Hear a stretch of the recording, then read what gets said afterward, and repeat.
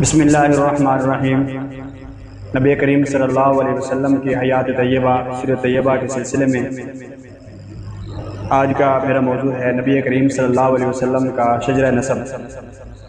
آپ صلی اللہ علیہ وسلم کا سلسلہ نسب اللہ تعالیٰ نے اپنے پیارے محبوب پیغمبر حضرت محمد رسول اللہ صلی اللہ علیہ وسلم کو ہر چیز اعلیٰ قسم کی عطا فرمائی۔ اللہ نے اپنے محبوب کو جو خاندان عطا کیا وہ سب سے اعلیٰ، اللہ کے نبی صلی اللہ علیہ وسلم کے آباء و اجداد تھے وہ سب سے اعلیٰ،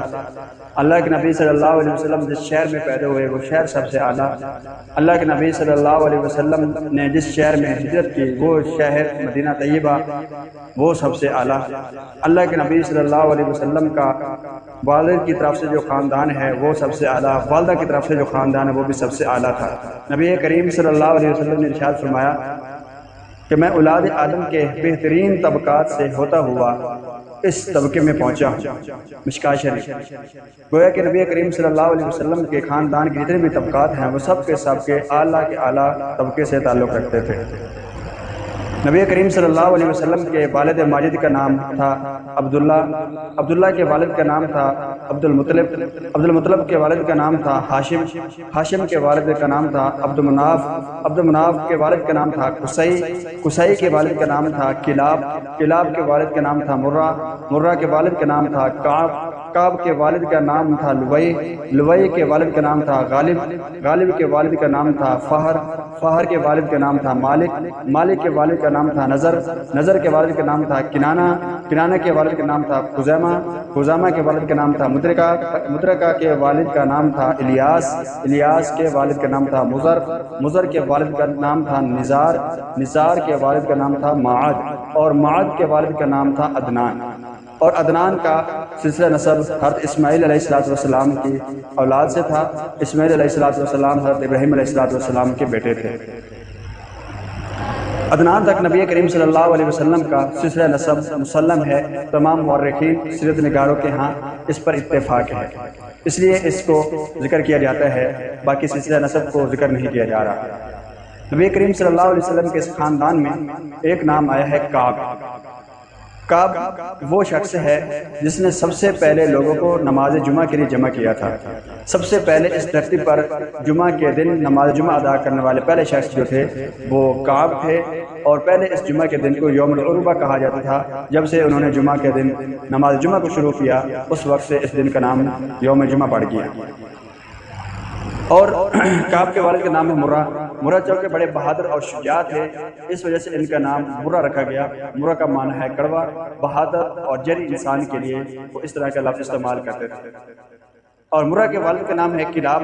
کلاب کلب سے ہے، یہ درندوں میں سے ایک درندہ کا نام ہی ہے۔ لوگ بہادر اور دشمنوں کو ڈرانے کے لیے اپنے بچوں کا نام درندوں کے نام پر رکھ دیتے تھے۔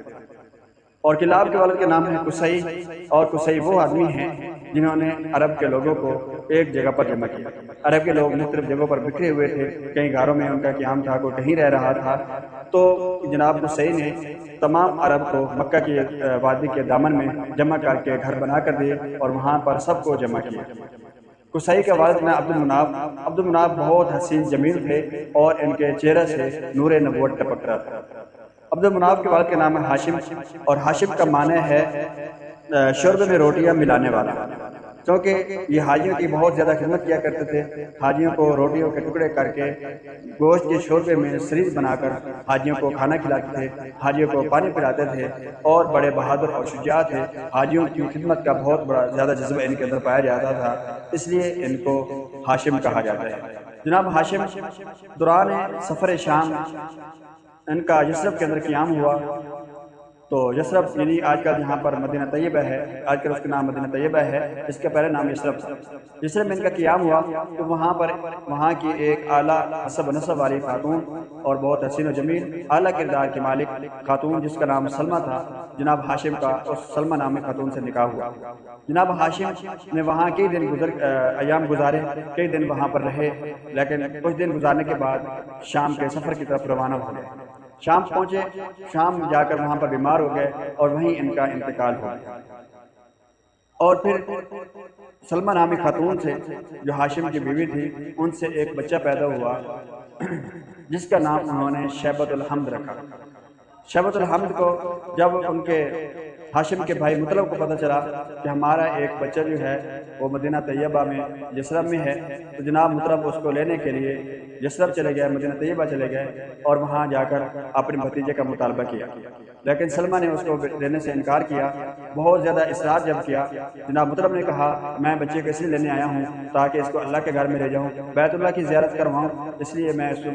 شیبۃ الحمد کو لینے کے لیے آیا ہوں۔ جناب مطلب اپنے بھتیجوں کو لے کر جب مکہ واپس ہے، جب مکہ کے اندر داخل ہوئے تو مکہ والے نے جناب مطلب سے پوچھا کہ یہ بچہ کون ہے، چونکہ شیبۃ الحمد بچے پر سفر کے آثار تھے، گرد آلود زیادہ تھی، کپڑے پھٹے پرانے تھے، ایک حالت غیر تھی، تو اس لیے جناب مطلب نے شرم کے مارے ہوئے کہہ دیا کہ یہ میرا غلام ہے۔ اس وقت سے لوگوں نے اس بچے کو یعنی شیبۃ الحمد کو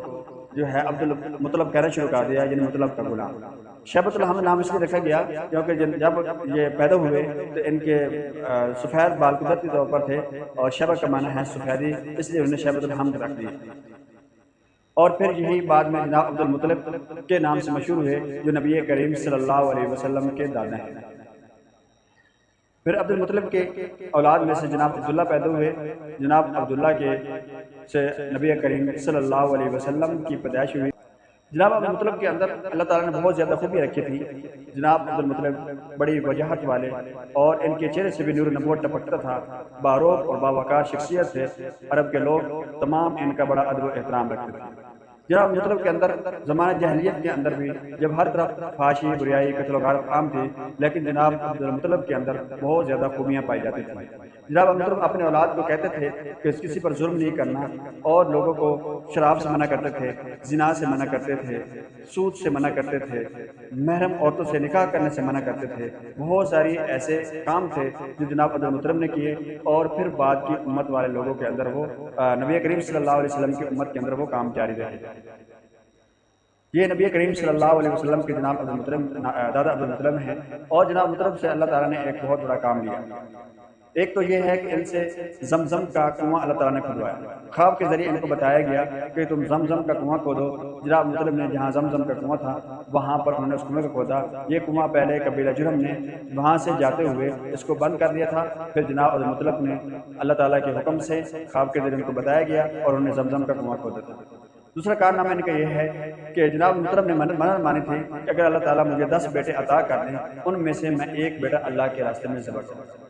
اب جب جناب مطلب کے 10 بیٹے ہو گئے تو جناب مطلب نے نظر ماننی تھی، نظر کو پورا کرنا تھا، تو انہوں نے اپنے بیٹے جناب عبداللہ کو جو نبی کریم صلی اللہ علیہ وسلم کے والد ماجد ہیں ان کو ذبح کرنا چاہا، لیکن ان کی بہنوں نے انہوں نے کہا کہ آپ اس کو ذبح نہ کریں۔ اس پر اختلاف ہوا تو جناب مطلب کو کہا گیا کہ آپ کہنہ عورت کے پاس چلے جائیں اور اس سے جا کر پوچھیں کہ اس مسئلے کا حل کیا ہے۔ اس کہنہ عورت نے کہا کہ تم ایسے کرو کہ تم قرہ ڈالو، ایک طرف ایک قرہ 10 اونٹوں کا، ایک قرہ جناب عبداللہ کا، جو اگر اونٹوں کا قرہ آ جائے تو اونٹوں کو ذبح کر دو، اگر عبداللہ کا قرہ ہے تو پھر اونٹ اور بڑھا دو۔ اس طرح انہوں نے 10 اونٹوں کا قرہ نکالا، پھر جناب عبداللہ کا قرہ نکل آیا، پھر بھی وہ جناب عبداللہ کی قربانی پر ان کی بہنیں اور تیار نہیں ہو رہی تھی، پھر انہوں نے کہا کہ تم 20 اونٹوں کا قرہ ڈالو، پھر 30 کا ڈالا گیا، 40 کا ڈالا گیا، 50 کا ڈالا گیا، 60 کا، 70، 80 کا، حتیٰ کہ آخر میں 100 اونٹوں کا قرہ ڈالا گیا، اور ادھر جناب مطلب کا قرہ ڈالا گیا، لیکن قرہ 100 اونٹوں کا نکلا۔ تو اس کے بعد انہوں نے کہا کہ 100 اونٹ ذبح کر دو، تو گویا کہ تم نے جناب عبداللہ کی قربانی اللہ کے راستے میں دے دی۔ یوں ایک آدمی کا کفارہ 100 اونٹ، ایک آدمی کا دیت 100 اونٹ مقرر ہو گئی۔ اس وقت سے اللہ نے جناب مطلب کی اس رسم کو جاری کیا۔ اب جو ہے شریعت محمدی کے اندر کسی کوئی آدمی قتل ہو جائے تو اس کے خون کی دیت 100 اونٹ ہے، جو اس قیمت کے برابر مقرر کی گئی ہے۔ نبی کریم صلی اللہ علیہ وسلم کے خاندان کی کئی خوبیوں کو اللہ تعالیٰ نے شریعت محمدیہ کے اندر جاری رکھا۔ اللہ نے اپنے پیارے محبوب کو وہ اعلیٰ مزکہ اور اعلیٰ حسب و نسب کا خاندان عطا کیا